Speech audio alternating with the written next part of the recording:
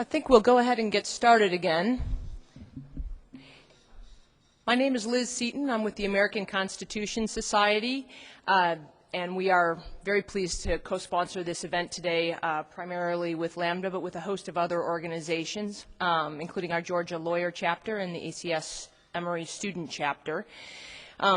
The American Constitution Society for Law and Policy is a national nonprofit organization with a rapidly growing membership of lawyers, law students, policymakers, judges. Our mission is to ensure that our country's founding values of human dignity, individual rights and liberties, genuine equality, and access to justice enjoy their rightful central place in American law, which is how we come to sponsor this conversation today. I will point out, because of the general direction the last panel's conversation headed, that we are a nonpartisan organization and we do not take any positions on any particular issues, but we like to foster robust debate on a range of issues related to the Constitution and law and policy.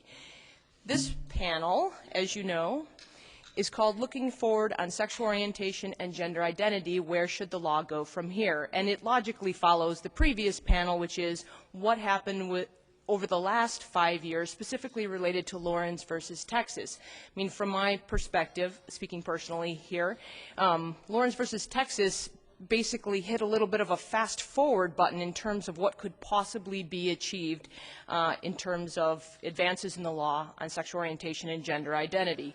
And there are a host of issues still on the table. And to name a few of them, relationship recognition, family issues such as parenting, especially custody, immigration, discrimination, issues related to students, hate crimes issues, military issues, and more. All of these issues are debated almost every day in many of our state houses around the country, in the halls of the Capitol, in political debates about the highest levels of our government. And they are therefore continue to be ripe for conversation.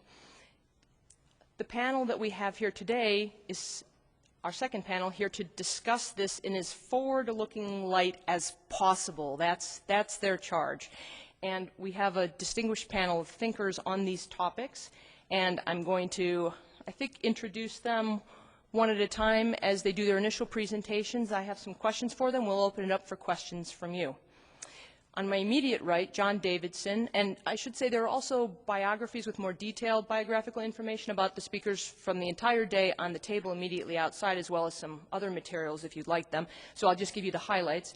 John Davidson, the legal director of Lambda Legal, has been there, I think, 13 years, if I have that right, has worked many distinguished cases and efforts, and part of the team on the Lawrence briefs. He's been an adjunct professor at several California law schools, including Loyola, UCLA, Whittier. He's a former head of the Lesbian and Gay Rights Project of the ACLU of Southern California, was formerly a partner with Irel and Manella, which I hope I'm pronouncing correctly. And John's going to go ahead and speak first.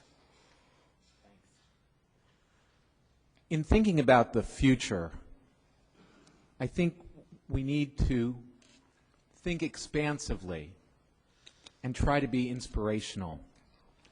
And in trying to do that, I want to start by talking about how the Lawrence decision has positioned us for changes in the law regarding sexual orientation and gender identity and where it should be heading. First, and perhaps most importantly, having won the battle on sodomy law reform through our victory in Lawrence, the LGBT community has been freed up to work on other issues Liz just mentioned, such as same-sex relationships, new parenting developments, workplace fairness, youth issues, and transgender rights. Second, with an end to criminalization, we also have been liberated to the point where the love that dare not speak its name is now the love that can be talked about, have movies and TV shows made about it, and be the base from which we can elect hundreds of political leaders at the federal, state, and local levels who identify openly as LGBT, and where we can celebrate cultural icons like Ellen DeGeneres, Elton John, Melissa Etheridge, and Harvey Fierstein. In this instance, I believe familiarity is breeding acceptance rather than contempt, and Lawrence has contributed to this change in the climate for gay people. In moving beyond the language of privacy, Lawrence ushered in a new era in at least the public's thinking about LGBT rights, if not the courts. No longer is being gay something that deserves to remain hidden. And again, I think some of this was happening before Lawrence, but I think Lawrence helped. Because Justice Kennedy's opinion did not focus so much on the right to privacy. It instead reimagined the rights at stake by referring to them 22 times in the opinion with the word liberty, 3 times with the words freedom, 3 times autonomy, 3 times dignity, and twice with the word respect. It's a different way of thinking about our rights, not as something to be kept private in the bedroom, but as a liberty to be who we are. And I believe this, perhaps more than anything else, will be the practical legacy of Lawrence. Third, I think that the reconceptualization of the rights at issue in Lawrence as the liberty to engage in sexual intimacy within relationships, combined with the ensuing victory in the Goodridge, Massachusetts marriage decision and the marriage decisions thereafter brought around the country, even those we've lost in the courts, have propelled us forward with a particular focus on relationship issues as a central part of the search for equal treatment under the law.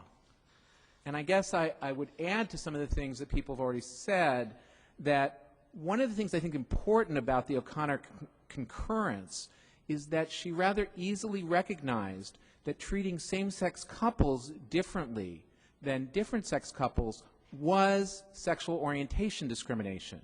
Now, that may seem obvious, but lots of courts, when we've gone and asked for equal treatment of our relationships, have claimed that is not an issue of sexual orientation discrimination, that it involves different treatment of couples.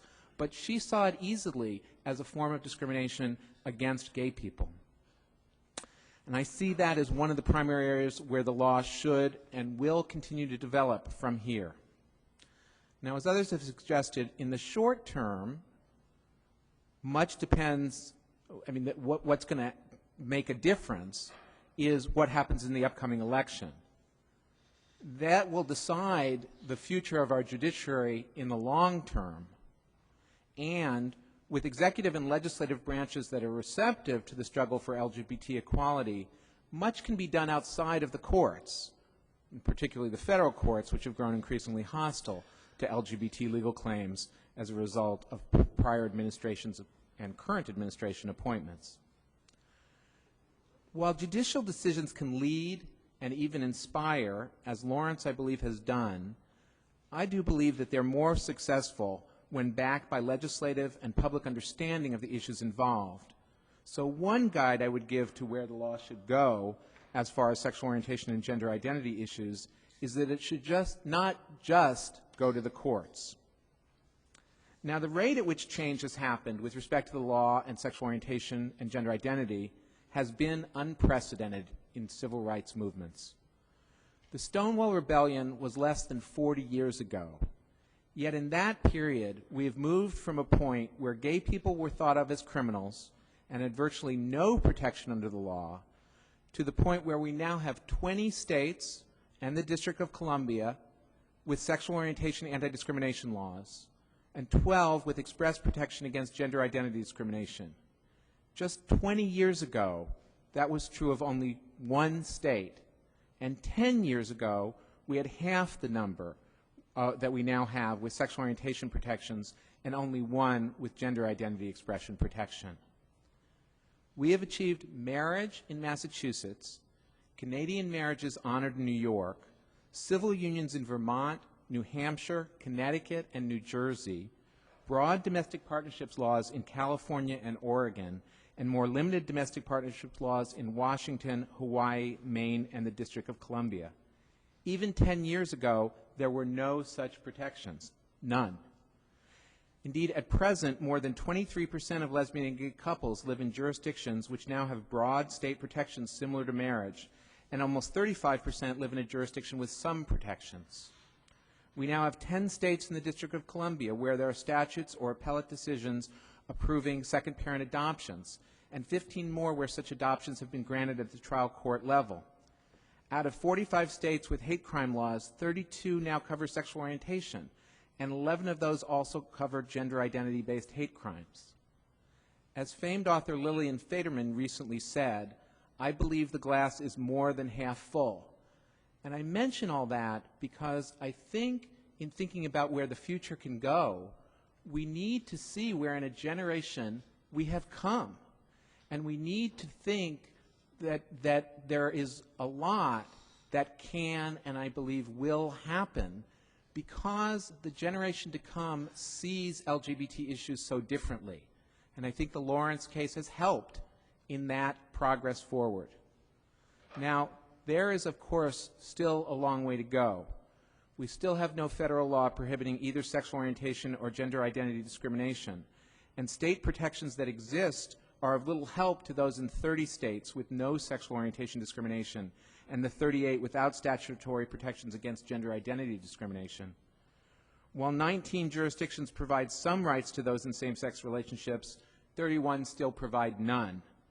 In addition, over the last decade, we've seen 26 states adopt anti-gay constitutional amendments barring marriage for same-sex couples and in some instances much more. And of course, we continue to see violent hate crimes against LGBT youth and adults across the nation, such as the recent murder of gay 15-year-old Lawrence King in California and the murder of Shanisha Stewart, a 25-year-old transgender woman in New York. As a result, there is good reason for impatience, but the progress we have seen over the last 20 years and a faith in this country's overarching commitment to equality and fairness makes me an optimist that much progress is on the way. So where do I see the law moving within the next generation? I see progress in the states, particularly in the state courts, but also in our legislatures on quite a number of fronts. Now, I'm not saying this will happen necessarily in the next 4 years or even 8 years at the federal level, but I think if you look just a generation ahead, we will have further expansion of relationship protections. I think even in the next Congress, we have a good chance of seeing the Federal Defense of Marriage Act, or at least Section 3 of it, that treats those provided state-protected legal statuses instead as total strangers, seeing that repealed, which is a reform that has been publicly supported by both Senators Obama and Clinton. I see greater expansion of the availability of domestic partnership benefits, domestic partner registries and laws, civil union laws, and even marriage, perhaps through court victories in California, Connecticut, and Iowa, and legislatively in New Jersey, New York, and Rhode Island.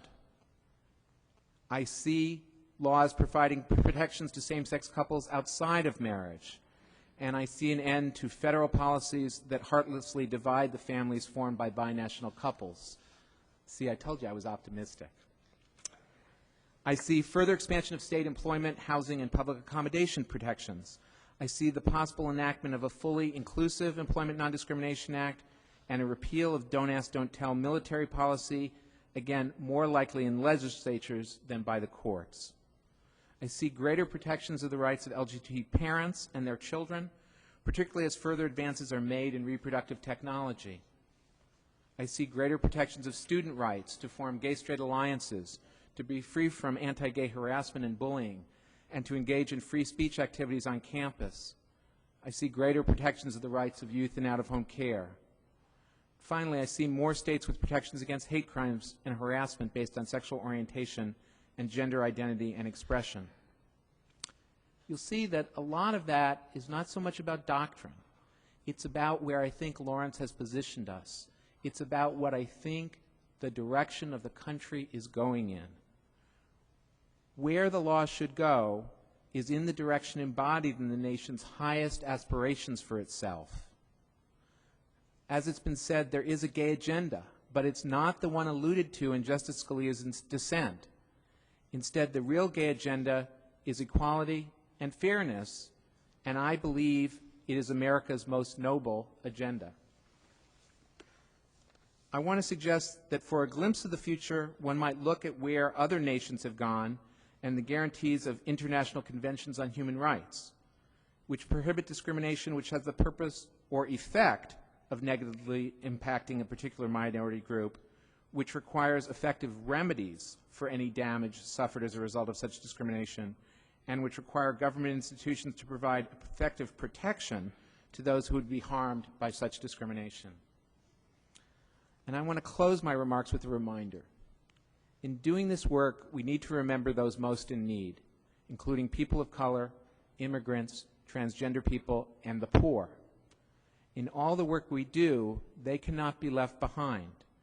We need to remember that where the law should be going, and where I believe it will be going if we work for it, is equal protection for all, not just those in the majority, not just the affluent, not just the powerful or well-connected, but equality and liberty and justice for all. Lawrence made gay people a part of the all. As we move forward, we have to keep that door open for the rest of America. Great. Thank you so much, John. Our next speaker is Leslie Huff. Leslie is the managing member of Huff Law, focusing on labor and employment law. She's a board member of the National Black Justice Coalition. Ms. Huff has advocated for social justice throughout her life, serving on various boards and commissions, including the Northern Ohio Hate Crimes Work Group, the National Lesbian and Gay Law Association, and Judge Ronald B. Adrien's Racial Fairness Project Board. Leslie? Good afternoon, everyone. We're in the South. A lot of black folks in the South. Even though if you're not one of them, then you know that when we have a call, there is a response. Good afternoon, everyone. That's so much better. Thank you. I'm humbled to be on this panel. I'm humbled to be here. We've heard an awful lot of legal scholarship. We've heard an awful lot about legal advocacy and the rights of LGBT citizens of this country. We've been spiritually, if I can say that in a legal setting, and cognitively challenged to move to the next step in our quest for creating an America that we can all be proud of, that we can all equally participate in. So when I was asked, I serve on the board of the National Black Justice Coalition, a national civil rights organization for black LGBT citizens. And when I was asked to come to be one of the presenters on this panel, I thought, my goodness, I've only written one paper on a topic related. The paper's called Deconstructing Sodomy, and I have a few copies if anyone's interested in taking one. You can certainly have it to share. And I'm not really a legal scholar in the usual sense of the word, although I think of myself as an educated person, lawyer, practicing not in the area so much of LGBT rights per se, but I do have a lot of LGBT clients. So I said, now, how will my positioning on this panel be of benefit to the people who have come here to find out what's the next big thing in laws, particularly if you're a law student and you're trying to figure out your niche. You might be interested in finding out what that law review paper ought to be about or something like that. And I said to myself, well, Leslie, tell them who you are and tell them why you do what you do. Briefly stated, I was 43 years old when I went to law school. And I would never have gone but for the fact that a person who I admired very, very deeply, who was a long-distance mentor to me, Audre Lorde, passed away. How many of you know the name Audre Lorde? That's good. There are many, many groups of lawyers, including LGBT lawyers, who don't know her name because she's really not in law. She's a poet. I'm going to read to you something that she wrote, and I think it's very pertinent to today. We have chosen each other and the edge of each other's battles. The war is the same. If we lose someday, women's blood will congeal upon a dead planet. If we win, there's no telling. That's how I feel about Lawrence. We've won, and there really is no telling. Lawrence is 5 years old. 5 years. I believe the first celebration of loving happened last year after 40 years. The first celebration, to my knowledge, of Perez is happening this year, and that's after 60 years. Anti-miscegenation laws sat on our books, and we allowed them, we citizens allowed them to sit on our books for decades. And then even when they were reversed, no one seemed to notice. I find that to be true about Lawrence, but we're only 5 years out.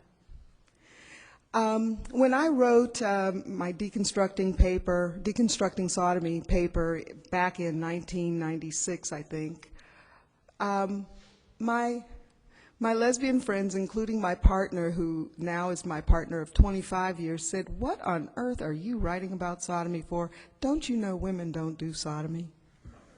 And besides, Ohio's sodomy law was gone. There was no sodomy law in Ohio. So what is the deal? What I tried to do was what I learned in other venue before I became a law student, before I became a lawyer. I tried to find parallels and intersections of oppressions and other forms of, of racism and other forms of oppression. And the reason why I tried to find that is because I don't think we win unless we all win.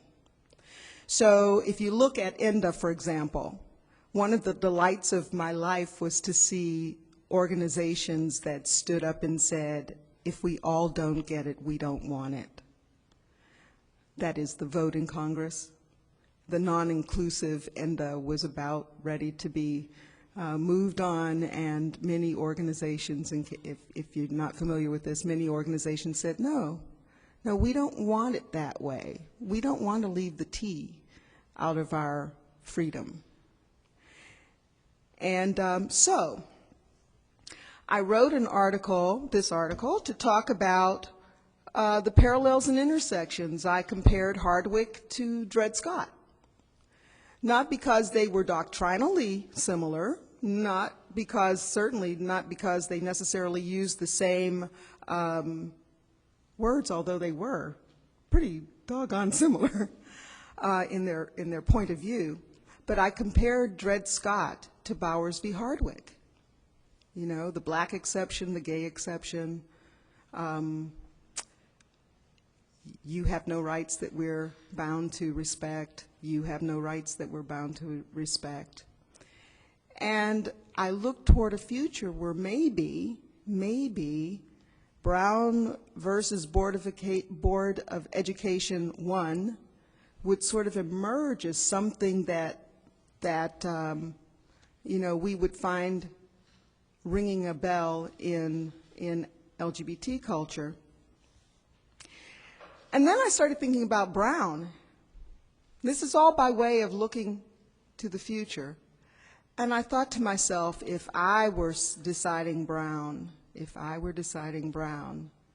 if I were arguing Brown, even better, I would have argued that all children are harmed by discriminatory practices that teach the lie, the myth of superiority with one group versus another. I don't think our attorneys could have argued that in the original Brown. Maybe they didn't even see it. Maybe they didn't know it. But even if they did know it, I don't think they could have argued it because no one would have believed them. It would have been laughable that white children were somehow demeaned or harmed or in any way given a disadvantage because they were told or learned that they were superior. Because actually, enforced segregation does teach a group that they're superior. I would have argued that all children are harmed by that. I think our children are telling us they know that now. Similarly, in the Hardwick case, or even in Lawrence, I would argue that everyone is harmed when a group is disenfranchised, regardless of whether their status is one that is the source of which is immutable, or because of their choosing. Well, so how do I see what the future could hold? Well, I see it through the eyes of someone who, not long after Lawrence, heard one of our justices, Justice Scalia, came to Cleveland. Justice Scalia came to Cleveland to speak at our city club, where free speech reigns. And of course, Justice Scalia did not allow us to have recorders there to record what he actually said. And I'm not exactly sure why he is offended by recording what he actually said. But I was so struck by one statement that he made that I sort of tried to commit it to memory and took little notes so that I wouldn't forget. He said, "The greatest travesty that ever befell the United States was the creation of the legal fiction of substantive due process."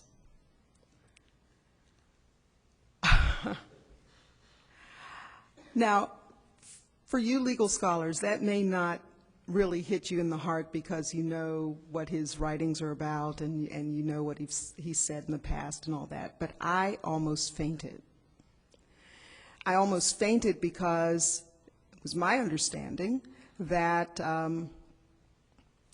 almost all of our civil rights laws, the laws that affect my life on a daily basis, sort of sit in some way or other right on the top of substantive due process.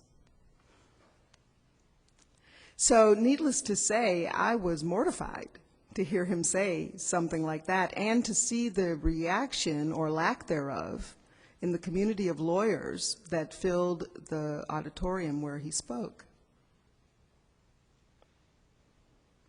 It caused me to wonder, therefore, that if he is so offended by substantive due process, then maybe that's the direction we ought to go in, and keep pushing that envelope to see if substantive due process can be more clearly defined in relation to Lawrence kinds of cases.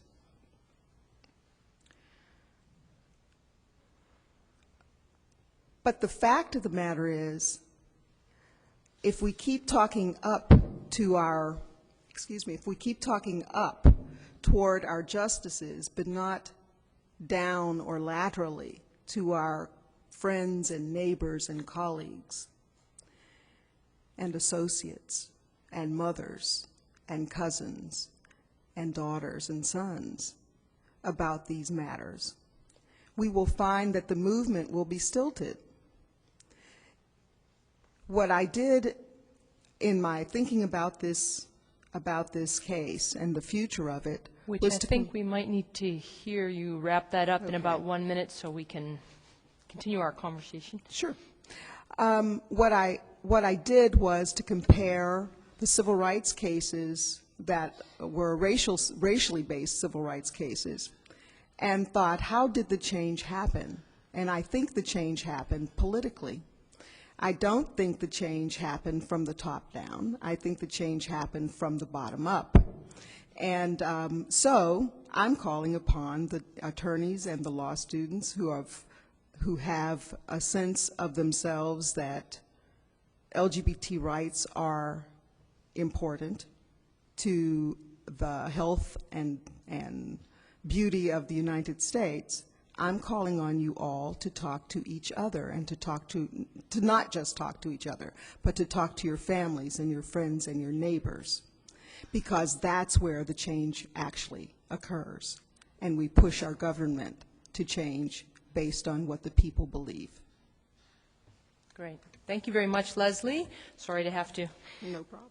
exercise the moderator's role here, but that is why I'm here, so there we are.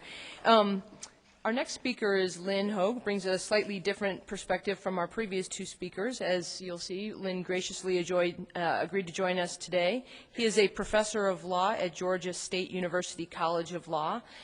He has taught actually at several other law schools, including many years ago right here at Emory Law, unless I'm wrong about that. He retired at the rank of Lieutenant Colonel from the U.S. Army Reserve Judge Advocate General's Corps in the fall of 2000 after 21 years of service as an Army lawyer. He's the co-author of The National Security and Military Law in a Nutshell and a treatise on the conflict of laws in Georgia. Lynn? Thank you, Liz. As Liz telegraphed, I was recruited to offer a contrarian view. I feel like I ought to tell you that before I get started so that there won't be any hisses. Please, no hissing. Advocacy groups, be they liberal or conservative, that are unable to achieve their goals through the ballot box, look to the evolution of case law to achieve their aims, and are understandably on the lookout for, if you will, the next train leaving the station that will serve as a vehicle to achieve their goal. The point I want to make is that for LGBT persons who are looking for a means to attain greater freedoms or even federally constitutionally grounded court-enforced rights for such objectives as same-sex marriage, Lawrence versus Texas is not that next train. So rather than looking forward, I'm really looking backwards. Lawrence versus Texas is a libertarian's dream case and a moral conservative's nightmare. For some, the effective exclusion of the government from the bedroom, from interference with private sexual choices, is an obvious case for rejoicing. Others, and here I would think maybe of Justice Scalia in dissent in Lawrence, will see the case as the threshold of Sodom and Gomorrah. Even for all its libertarian virtues, Lawrence carries an incipient sting in its tail, about which I will say more in just a minute. The majority opinion, though, by Justice Kennedy is to be praised for its careful avoidance of an equal protection theory. I rejoice that it is a broadly based case of substantive due process and not an equal protection case. Correspondingly, Justice O'Connor's case for an equal protection approach I thought was widely rejected. For one thing, it would have left open the path for Texas to perhaps reenact a total ban on sodomy and potentially to perpetuate the Bowers versus Hardwick regime. The sting to which I refer inheres in the approach Justice Kennedy did select, and that's the approach of substantive due process. There is no doubt that human liberty in this country has been significantly advanced by non-economic substantive due process cases that began uncertainly with Pierce versus Society of Sisters and Meyer versus Nebraska and run strongly through the sexual rights cases, notably Loving, and then Griswold, Baird, Carey, Roe, Casey, and maybe even Ayotte and Gonzalez recently. All these are substantive due process cases, though they are burdened by the arguable lack of a coherent, articulable core of values that can be traced squarely to the Constitution. As such, they rest ultimately on the personal preferences of the justices. Justice Iredell's reservation, which he articulated in 1798 in the case of Calder versus Bull, remain as true now as they were then. He said, "The court cannot pronounce a law to be void merely because it is in their judgment contrary to the principles of natural justice, since the ideas of natural justice are regulated by no fixed standard. The fact that in the case of the Griswold line of cases, I happen to share the natural justice views of the majority of justices is really beside the point. Substantive due process is an essentially ad hoc way of judging that fits uncomfortably in our common law scheme. This is particularly true of the species of rationality-based review used by Justice Kennedy and Lawrence, which has been characterized in some cases as active rational basis review. The substantive due process, in Justice Kennedy's opinion, is of a different and more dangerous character, since it relies on an asserted rather than an obvious or conventional irrationality. Lawrence is linked with cases that practice this particular flavor of judicial legerdemain that include Moreno, Claiborne versus Claiborne Living Center, Rober, cases which invalidate laws on the basis of the irrationality of political animus. These cases rest ultimately, as I said before, on the personal preferences of judges. As such, their potential for legal evolution is unknown, and they are of concern for anyone who values a constitutionally based jurisprudence. For this reason, it is important to see Lawrence as a limited, self-contained case that cannot serve as a scaffold for an elaborated extension of rights for LGBT individuals. In his 2004 essay,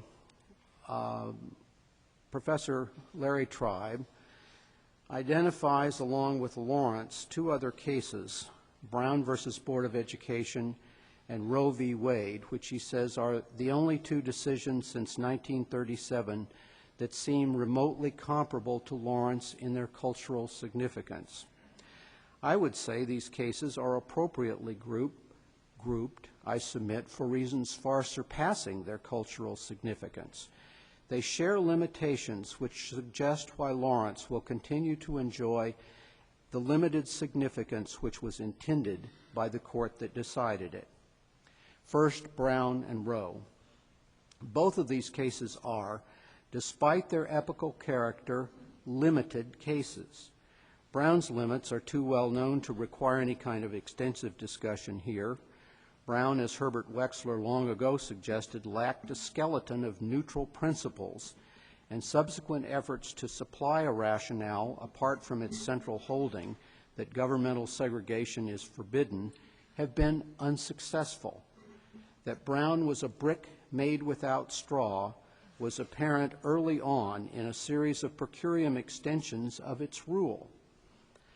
The court couldn't explain how it got where it went because there was no underlying rationale that it could draw upon as a well to explain where it was going. Recent evidence of Brown's doctrinal limitations is apparent in the Seattle and Louisville race-based school assignment cases, in which both the majority opinion and the dissent both lay claim to being heirs of Brown's intellectual legacy. I would say you can't have it both ways. At bottom, Brown is a naked repudiation of governmentally imposed racial segregation. It has fathered no direct, principled extension to other areas of the law, as other speakers have noted. Roe v. Wade is a similarly limited case. Roe announced the constitutional sanctity of a woman's right to have an abortion at her election early on, when the risks of abortion were low relative to those of later childbirth, or when her health or life were at risk.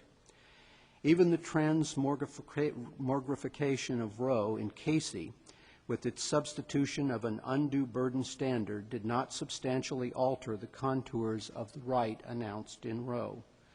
Yet Roe presaged no evolution comparable to that, say, worked by Griswold versus Connecticut, that laid the foundation for a significant expansion of the rights of privacy. Like Brown, Roe was a sea change case, and Lawrence is too, but one that added little to the Constitution's common law. Lawrence, like Brown and Roe, is another judicial brick without straw. It lacks any doctrinal structure that will allow it to transmit entitlements in other areas to LGBT persons. Rather than a glass half full or a case full of expansive promise, I think Lawrence is a naked assertion that the state is forbidden to legislate matters of individual private sexual morality. Justice Kennedy's opinion clearly delineates the confines of this case. These have sometimes been pilloried by critics, but I think they're real. He reminds us that Lawrence does not involve minors. It does not involve persons who might be injured or coerced, or who are situated in relationships where consent might not easily be refused. It does not involve public conduct or prostitution. It does not involve whether the government must give formal recognition to any relationship that homosexual persons seek to enter. Lynn, I'm going to push you to finish, too. Okay, I'm getting close. The careful fence that Justice Kennedy constructs, I think, preempts arguments for future expansions of Lawrence. We've already had reference to the Lofton case, and I would indicate to you that that is a case which is premised on the limitations of Lawrence. Another similarly limited case is the recent case, which I think Dale alluded to earlier, out of the Fifth Circuit, which upheld a Texas prohibition on sex toys, saying that it basically interfered with Lawrence's ban on governmental interferences with private consensual conduct. It will be interesting to see where Lawrence potentially could go from here, and I say that because now with the Fifth Circuit's decision, we have a split in the circuits on whether or not Lawrence, in fact, governs sex toys. It may be that though the Supreme Court refused cert on this case the first time around, they may take it in a later case. If they do, I think we're going to find out that Lawrence is as limited as I suggest it is. Great. Thank you very much. Our final panel speaker, Jennifer Levi, Associate Professor of Law at Western New England School of Law and a Senior Staff Attorney with Gay and Lesbian Advocates and Defenders.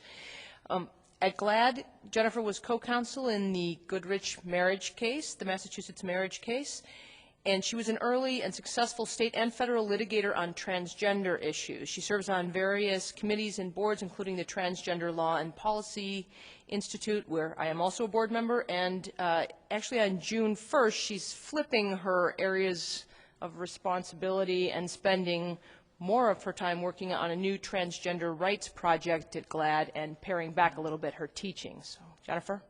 Thanks, Liz. Right, so I get to go from where the law shouldn't go to hopefully where it could go, and I think should go.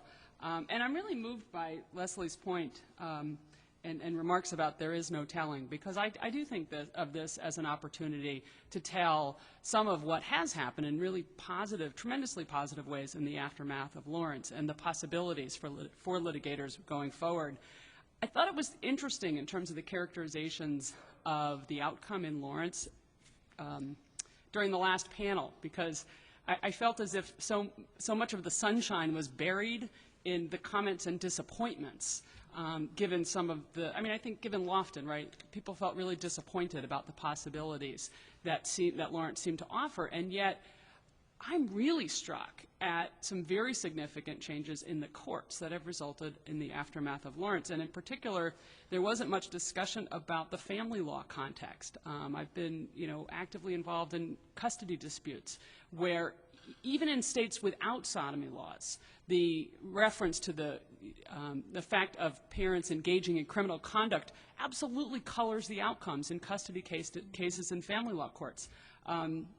In a recent case in Vermont, the opposing counsel referenced the existence of a Virginia sodomy law, and it just doesn't have any teeth anymore to suggest that gay and lesbian people, by their very identity, are engaged in criminal conduct. And Dale mentioned the fact that sodomy laws have historically been enforced, and that's absolutely true. And it was a very difficult thing to get people not to plead in those cases once they were arrested, typically involving police abuse of enforcement, right? Going into private areas, oftentimes outdoors, but still in legally private areas, and arresting gay men for the very purposes of trying to harass gay men.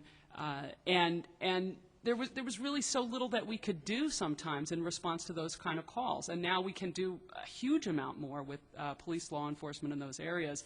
I mean, even to the point where in very recent memory, the state police would point to the criminal design in arresting gay men who were just at public rest areas, for example. And so I see, I mean, maybe even more than the glass half full. I mean, I see a tremendous victory in Lawrence, and so I see tremendous opportunities for possibilities of developing doctrine based on it. And in particular, I wanted to focus specifically about the possibilities for constitutional respect for transgender people's lives. This is an area where, I mean, interestingly, historically, just to give it some context, I would say transgender people have been part of the public consciousness for something around 40 years, although, of course, transgender people have existed throughout history. But some of the popular public discussion with focused on some early transgender people who had some media attention, including Christine Jorgensen, Renee Richards, Billy Tipton, more recently cases like Brandon Teena in the movie Boys Don't Cry, and of course contemporary. I don't watch as much TV as I like to, but you know, there are depictions of transgender people on TV shows and apparently soap operas. Movies like Transamerica have given more consciousness to the existence and reality of transgender people's lives. And yet at the same time, we've seen a backlash in the legal treatment of transgender people. So, for example, historically, there were a number of cases, oftentimes in the context of marriage disputes, where the courts would look with some particularity at the reality of individuals' people's lives to determine what a person's sex was and whether or not somebody had transitioned for legal purposes. And yet more recently, and I think this is largely with the public discussion around marriage possibilities for same-sex couples, we've seen a real backlash and an adoption of a doctrine which hadn't previously been present in American law, saying that simply that people can't transition at all, so that you remain the birth sex that you are for all legal purposes.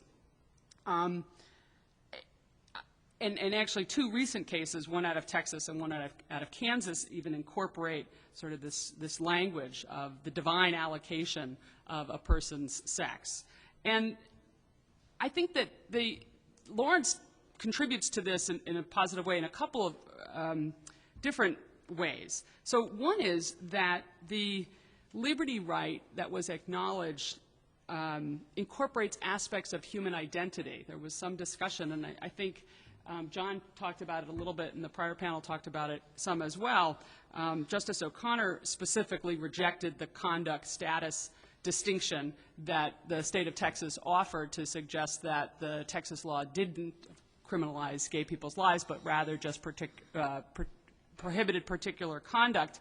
And you know, Justice O'Connor swiftly saw it through that, as did Justice Kennedy, and it acknowledges the fact that there are aspects, core aspects of an individual's identity which are protected by that liberty interest. And so even beyond the language of liberty presuming an autonomy of self and the acknowledgement that liberty of persons exists in both the spatial and the transcendent dimensions, there's a recognition that to the extent that the state is interfering with a core aspect of human identity, there at least, right, even reading Lawrence as a rational basis decision, needs to be some legitimate governmental justification, and maybe even more to the extent that it's a restriction on that liberty interest. And I want to talk about that a little bit in terms of the justifications that we do see offered by state and the possibility for constitutional protections for transgender people in a minute. But the second piece of Lawrence that I think is I would hope will be very significant is the revision from Bowers that looked in Lawrence historically at the absence of regulation and the absence of restriction, and an acknowledgement that to the extent that there is a contemporary restriction on the ability of a person to designate their sex or identify their sex consistent with a particular set of facts, that the absence of that historical regulation is significant for determining what the appropriate degree of scrutiny should be for government refusing to allow someone, for example, to change their identity on government-issued identity documents. So with these two pieces, I thought it might be helpful at least to talk about the range of areas in which a person's legal sex is significant and the way in which a restricted view of the ability to change the designation of one's sex interferes with a very basic understanding of a liberty interest in some core element of human identity.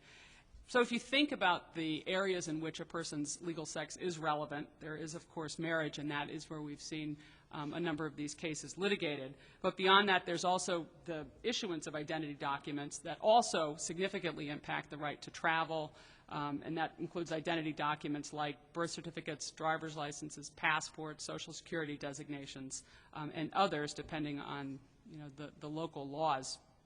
It also impacts the use of sex-segregated facilities, public sex-segregated facilities. There are decisions about military service, about prison assignments, for example, about participation in single-sex sports that are determined by what a person's legal sex may be. It's interesting to me that, again, if you look at some of the older cases involving the question of what a transgender person's legal sex is, there really was a much more holistic understanding of the fact that sex has a variety of components, part of which includes presumptions about physical characteristics, and part of which presumed really one particular medical approach to transitioning, and a recognition that that might be different in individual circumstances. There's a case actually from 1975 that involved a constitutional challenge to the state of Connecticut's refusal to change the sex designation on an individual's birth certificate. And what's really interesting about that case, a case called Darnell versus Lloyd, is that a district court in Connecticut actually applied what you could imagine to be a standard that would be appropriate in using Lawrence as a basis for challenging, say, a particular standard that would require specific sex surgery, which is the language that the courts use for allowing someone to change a designation in the birth certificate.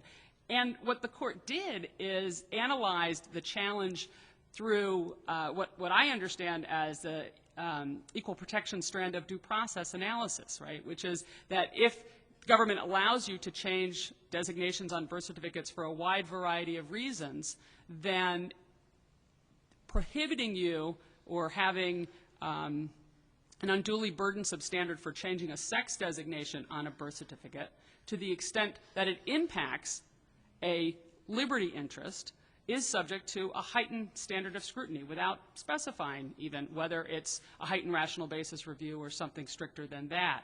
And in that case, what it did was put the state to the paces of saying what that justification is, beyond bias, medical misunderstandings, and prejudice. And so the interesting thing to me is that I see the Lawrence opinion as not being all that, not being a significant departure in some ways from what courts have historically done in terms of recognizing the importance of those liberty interests, recognizing in that case, in the context of an equal protection strand of due process, the importance of ensuring equal treatment, particularly where it touches upon some fundamental core aspect of human identity. And so I really see the possibilities, particularly for transgender people's lives, to be very much strengthened by the Lawrence opinion, as I've seen it develop in very positive ways in other areas as well. Great, thanks so much. So let me ask you as the moderator first whether there are points that the other panelists made earlier that you want to respond to, and then I think we'll probably open it up to questions. John?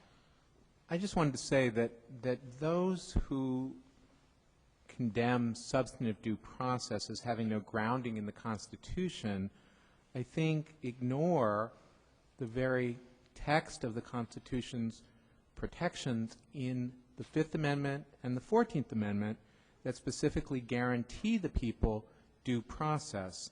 And they ignore structurally what was done in adopting both the Bill of Rights and perhaps even more importantly, the 14th Amendment, which structured our government as one that protects the people against excess government power and protects minority groups, in particular, against the will of the people, against the will of a majority.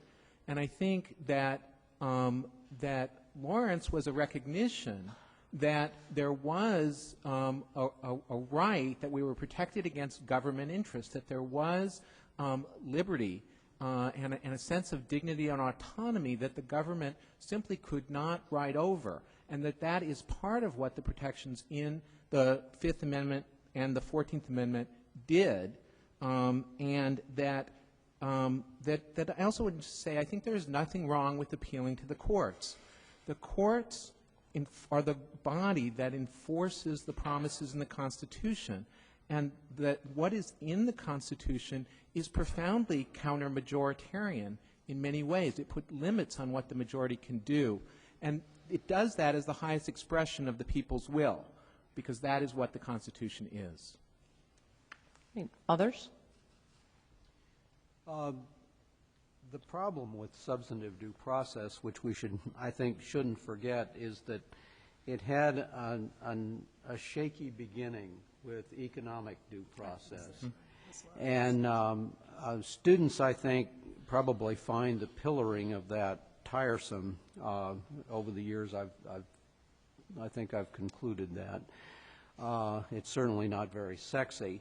But it is instructive, and what we shouldn't forget is that it shows when the court goes off on its own, when they take a concept like liberty of contract that, and put that concept on steroids, it can take them off in unusual directions. And from Lochner to, let's say, Williamson versus Lee Optical or West Coast Hotel against Parrish, it took a long time, really, to exorcise that particularly invalid concept. It's true that the Constitution has a counter-majoritarian thrust, a protection for the rights of minorities, but when those rights are themselves opaque, are unclear, we confer a lot of power on the courts that at least some constitutional theories, some of which I think are valid, don't think is appropriate. Leslie or Jennifer? Go ahead. Yeah, one of the things that I find troubling is almost every time a right is denied in the courts, I have seen references to a particular religious view, as though that were the sound and undeniable reason for whatever denying of the rights are. And I'm thinking now about Dred Scott. One of the things that was pointed to in Dred Scott was that, excuse me, I said Dred Scott, I was meaning Loving.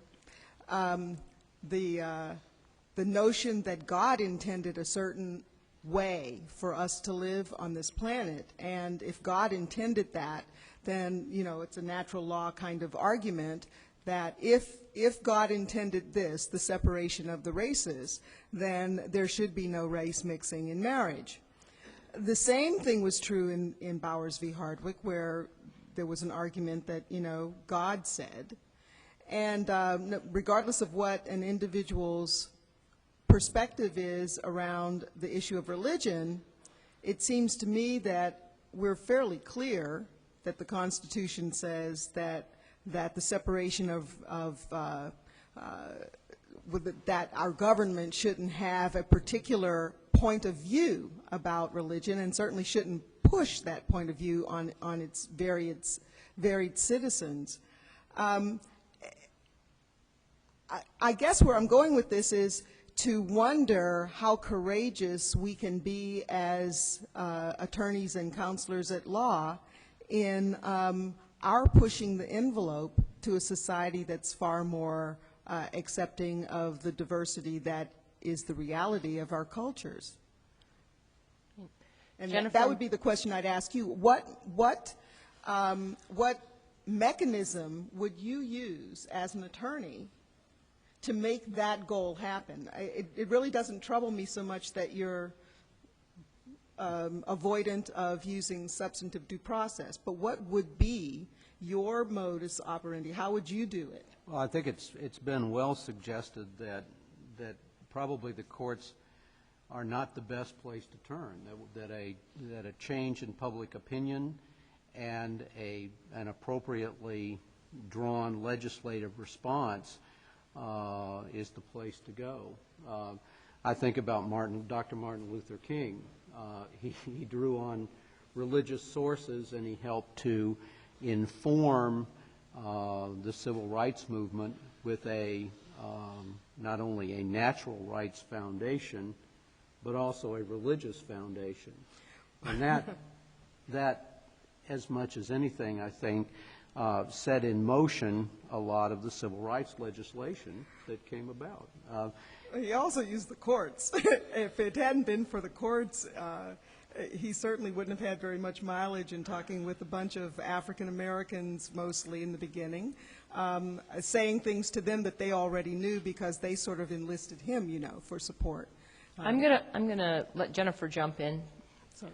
I'll be brief. I mean, I do think that, the language is in the Constitution, and John said it much more eloquently, but the courts still have an obligation to interpret that language of life and liberty. There is a 9th and a 10th Amendment that make crystal clear that there are rights otherwise not specified that are retained by the people, and so it is the obligation of the courts to interpret that language and figure out what the contours of that is, and I do think it creates an important framework that was also acknowledged within the creation of the structure of the Constitution about the divide between the political process and the judicial process, and that's part of the debate that that's part of the structure that frames the work that we do, and of course the advances in the courts then have political repercussions, and I think that as a litigator and as a strategist, it's what we have to think of all the time, right? Which is how far can we allow one or the other to get ahead? And it would be a foolish thing, of course, to ignore the political process and exclusively work within the courts. And there's a tension, and it seems like that's the beauty of the document. But for the courts to completely defer is to ignore the language, and that's as troubling too. We don't have to talk about the 9th and the 10th Amendments, but it's there, it's clear, and that's the obligation of the courts. I would go as far as saying it would be the courts would be abdicating their responsibility to be the final arbiters of the Constitution if they were to abstain from creating an environment where all of the people have all of the rights that all citizens share. All right, let me open it up to your questions then. I think there are microphones which we need to capture these questions on our videotape, and then also actually everyone will be able to hear you, which is also a secondary benefit.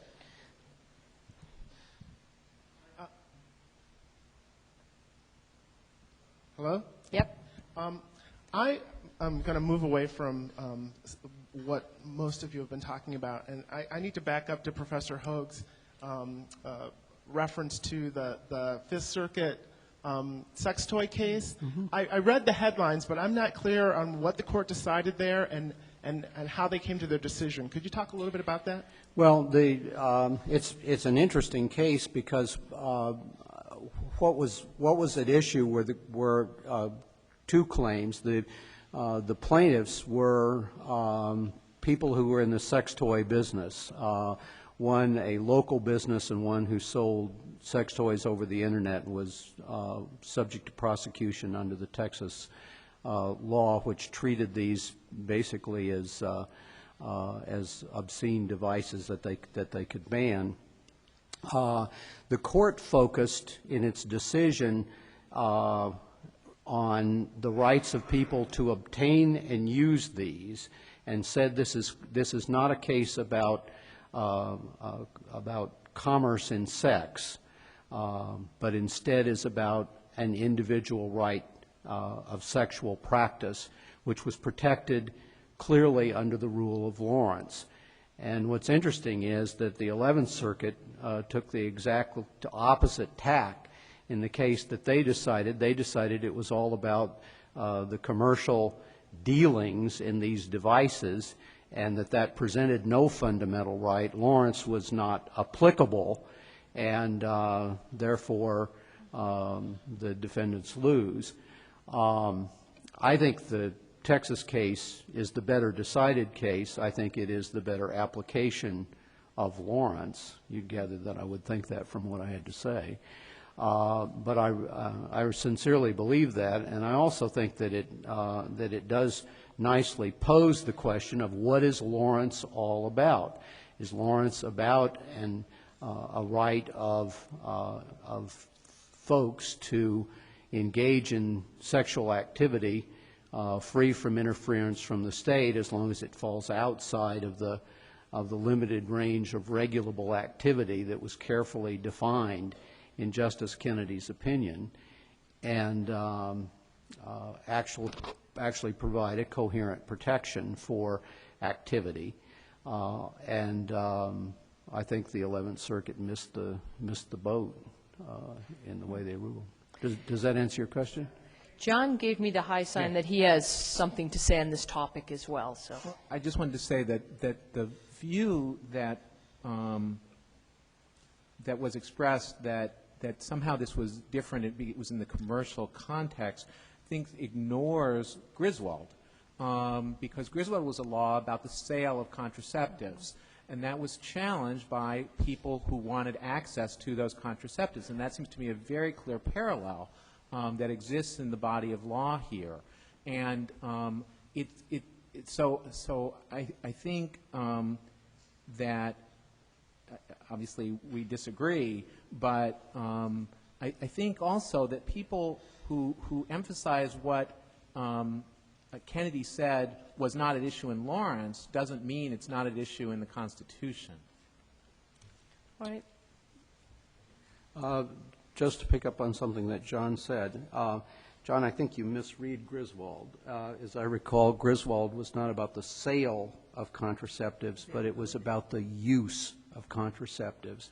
And the court was, that's what was offensive in Griswold, was that it was the most intimate character of the aspect of contraceptives that that was involved in the Connecticut law that was struck down. And that's why Lawrence is consistent with Griswold. It sort of draws on the same well. Query what result you would get if Massachusetts, in fact, had Connecticut had banned the sale of contraceptives, and in fact, some kinds of contraceptives could clearly be regulated and are even now required. Prescriptions are required and so on. So you don't get that kind of momentum out of the Griswold. I'm going to give you a 30-second rebuttal here, John, and then I'm going to take another question. I do think that the law actually at issue in Connecticut did prohibit the sale. You know, and I think that's discussed. All right. Well, see, that's a good study point for everyone in the room right there. That's the beauty of it. So let me see if there's another question in the audience. Yeah. Mike. I don't speak very loudly. I noticed earlier you mentioned the similarities and parallels between the African American civil rights movement and the LGBT civil rights movement. In recent years, however, those victories, you know, such as affirmative action and the desegregation of public schools, have sort of, you know, been eroded. So, in respect to Lawrence, what can we do to make sure that those, you know, same things don't happen to the LGBT efforts? That is an excellent question. I think part of what we can do is study the civil rights movement, take every opportunity to read those cases and to look at the history that's involved in those cases. One of the things I pointed out was that the argument was not made that white children were affected negatively by segregation, and they were. I think that when we are informed by our histories, then they don't tend to repeat themselves in the ways we don't like. The other thing is, to take a page from what you said earlier, about making sure this time that we take all of our folks with us when we go. When we succeed, make sure that it's something that doesn't sacrifice one group and change targets from the LGBT folks this year to short people next year. Because targeting for discrimination is almost arbitrary. Very, very seldom is it a matter of choosing a target for a good reason. Usually targets of oppression and discrimination are chosen because they are vulnerable. Maybe they're a group that people don't like so much, so it becomes an easy target. I have a friend who told me that he was talking about his choosing a political candidate or another in this recent Democratic effort, the primaries. And he said that he had chosen a candidate because he failed to step up in 1963 when he could have gone to the March on Washington. And I said, well, you know, in 1963, people were being killed for saying the letters NAACP. They were being killed for that. They were being killed for joining the NAACP in parts of this country. We had anti-miscegenation laws all over this country in 1963. Today, our target, obviously, is to a great extent LGBT people, and that disintegrates the rights of everybody. When one group is oppressed, everyone gets a little bit oppressed. So I think one thing we can do is have a forward look and a more expansive look. And I know law tends to be a narrowing effort, but a broad look at what the repercussions are. For example, arguing privacy only has some very scary effects on African Americans and women, because privacy has been used to harm us. So we need to find a rationale for our positions that maybe is a little bit more encompassing. And we need to be courageous, because sometimes not arguing what you know is the truth can end up haunting you later. And I think if there's one thing that I would say about the Lawrence decision, although I can't tell you the joy I felt when I read it, when you reflect on it again, it seems a little bit less courageous than we would like for it to be. So maybe when we argue, or when you argue, because most of you will be doing this litigation, not me, but when you argue, you'll be courageous and say what you really mean. Jennifer, I think, wanted to weigh in on that. Yeah, I think that it really is important to remember the significance of continuing to do legislative work as well as work within the courts. And I think as lawyers and as law students, it's easy to get complacent, particularly when there are judicial victories, and ignore the importance of doing the legislative work. I mean, I think about New Hampshire, right, passing a civil unions law with no case to move it along, and what the power of what that means in that particular state and in neighboring states, and making sure that we have victories on both sides of the equation, and that there's committed public discussion about the importance of equality broadly as well as within the courts. And I do think it's important to learn from other movements. And you know, it's very interesting because Constance Baker Motley has a book called Equal Justice, in which she talks about the discussion within the NAACP after the Brown decision came down. And she writes about the fact that Thurgood Marshall was in fairly strong opposition to doing the public accommodations non-discrimination work that ultimately became the focus of the grassroots movement. And apparently, according to her telling, he was out of the country at a conference doing other work when the decision was made to engage the grassroots and have sit-ins and have a very important popular discussion and political activism that really, I think, many would attribute as the source and the origins, ultimately, of the Civil Rights Act of 1964. Now, what does that mean from history? You know, the lesson I take, and I think that there's, you know, different lessons I'm sure to be taken from that, is that it really was important to have the expanded political activism in the wake of Brown v. Board, as much as perhaps, you know, the targeted decision to advance the work of Charles Hamilton Houston and move specifically in the courts exclusively to focus on desegregation. So I can't, you know, emphasize enough the importance of making sure that we have continued advancement of non-discrimination laws in the states, even as we have robust and important conversations about the Federal Employment Non-Discrimination Act. And I think as well, especially, being part of the work behind the Goodridge case, it becomes even that much more important, particularly, in the wake of some of the opinions after Goodridge, to ensure that we have continued public discussion in legislatures where there's receptivity at all levels to make sure that the public moves along, because I do think when you get this disparity between the judicial outcomes and the popular public understanding of the importance of rights, that's where you ultimately get both backlash and backwards movement where there may have been progress before. John? I think we need to remember that change frequently brings about resistance. And just as the change promised in Brown led to resistance in many fronts, the change that Lawrence promises has faced resistance in the courts. It's led, as people have indicated, to the marriage constitutional amendments that we've had. But I think people need to understand that litigation and cases that groups like ours and GLAAD and others bring are not just about the courts. And I think people underestimate that somewhat. What those cases do is they show injustice. And they're about people who are having wrongs done to them by the government. And that they have an educational role in kind of getting people to think about right and wrong that we frequently, it's kind of hard to do in lots of other contexts, and that you can lose in multiple ways and still win. And I think an instructive lesson about that is in some of the marriage work.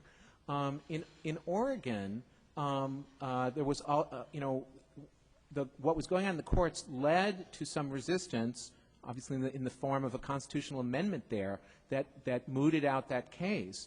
But at the same time, the case itself provided a lot of education to the point where Oregon now has a comprehensive domestic partnership law.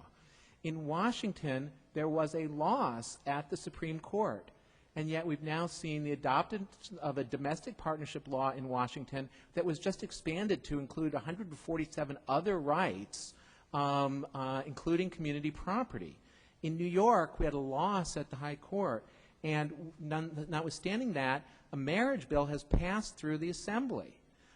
So I think people need to understand this is a process, and courts play a very important role in that process, but not just in the resolution of the disputes. Right.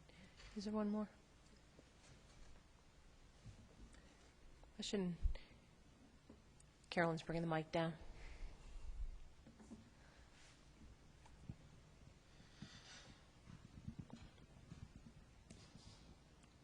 I just wanted to ask, in terms of where we go from here, with the constitutional amendments that have passed, the 26 amendments. I'm from rural Nebraska. I now live in California. So I was there when the amendment passed in Nebraska. Now I'm in California, where we're hopefully posed for a good decision in marriage. And I'm struck by the just huge difference in laws. And I guess I am concerned about geographic isolation of the community and how we work in those states that have these constitutional amendments, specifically the amendments that go far beyond marriage. What are the strategies? Do they all involve federal strategies? Do we have to wait until we go to the courts, or federal legislative strategies? And sort of how does that factor into all of your activism? And See how I'm going to add one more thing to that and then only give you each a minute to conclude it, which is, and what do you think is possible, say, in the next 10 years? Well, how about if we'll start here, go right on down the line there, and then I'll turn it over to Robert to wrap up for us. I think that geographic isolation is quite a problem.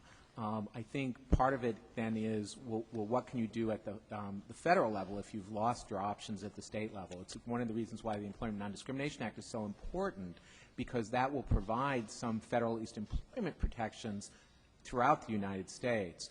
I think what you need to do at the levels like in Nebraska is to figure out, well, how can you protect people through other means, through contracts, through durable health care powers of attorney that are generally available and don't depend on relationships, because that's all that's left in Nebraska. Join Freedom to Marry, become a member and support it. That's one thing you can do. But the other, I sit on their steering committee, and I'm from Ohio, which has an amendment. Our amendment sneaked up on us in a way. And I'm talking about the average citizen didn't realize that you couldn't get married. I know that seems like unbelievable. But the average citizen didn't know that gay people couldn't get married. Thought, oh, you go to California, you get married. Just like Mrs. Loving thought if she went to Washington, got married and came back, she would be okay. See, so what it did was it startled a lot of people. And I know that seems very, very strange, but it startled a lot of people in Ohio, and then we got Marriage Equality, Equality Ohio. An organization that sort of is touching in those small isolated areas of Ohio. All 88 counties now have some kind of connection, so you have a political piece. Trans marriages and litigation that is around that, I think will have an effect, if not in terms of the success of the case, but at least in terms of its educational quality.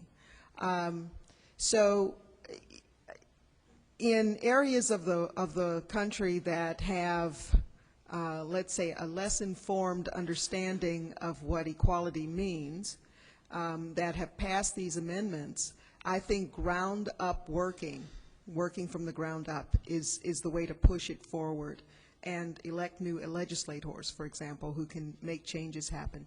Also, find out whether the amendments to your Constitution require a supermajority or a simple majority, because that's something that you can, if you know in advance, and these may be very, very primary steps, but if you know that in advance, then you know what level of awareness you're working toward before you try it again. Okay. Lynn? I think changes will be evolutionary if they come. I think we should never underestimate, though, that there is a strong contrary popular sentiment. The Defense of Marriage Act didn't come out of nowhere, and represented at least a consensus at the time it was enacted that states ought to be protected in their right to determine what kinds of marriages they want to recognize. And so I think it will be a state-by-state incremental evolution if it comes. Jennifer? Well, a couple points. So one is that it's true that the Defense of Marriage Act didn't come out of anywhere. I think it really came out of fear, because, of course, nobody in 1996, same-sex couples couldn't marry. And I think my thoughts about that inform kind of the 10-year possibilities. And that is that I think with the increasing numbers of people's lives that are touched by discrimination against LGBT people, there really is greater progress and understanding. And I think, I mean, it will be, you know, our children who will change the world and the ways that people think about our lives. And I was in a bar in New Hampshire one evening having a drink, and this, you know, delightful bartender started talking to me about the fact that she had to go to her sibling's wedding, and she was sort of distraught about it.